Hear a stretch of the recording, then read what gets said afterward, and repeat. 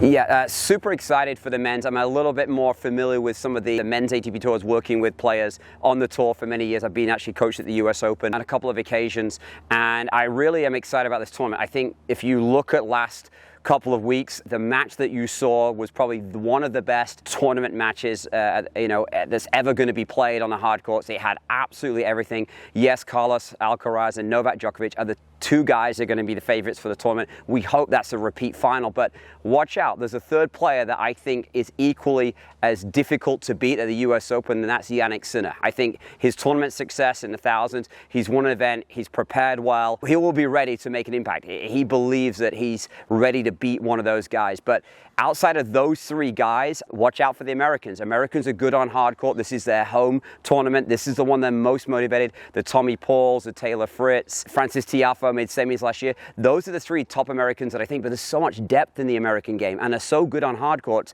Watch out. There will be an American in the quarterfinals, possibly semifinals, and they will have an opportunity to beat one of those top players. And Tommy Paul has proven that he can do that.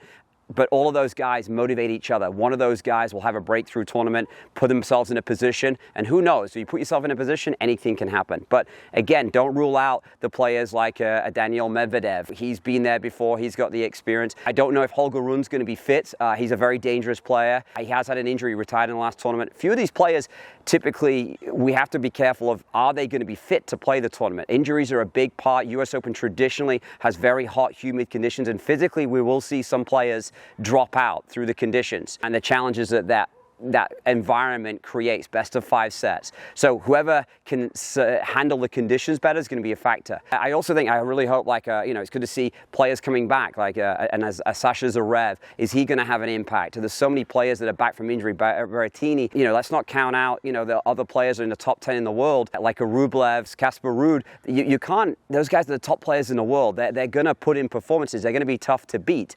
But I really feel it's down to one of those top 3 players who's going to beat at least 2 of those players to win the US Open title.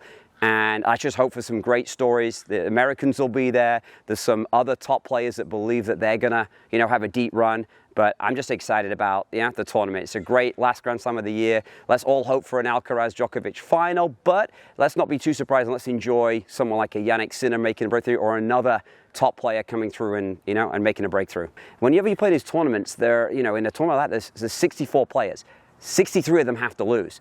But every single time, 128 in the US Open, 127 players have to lose.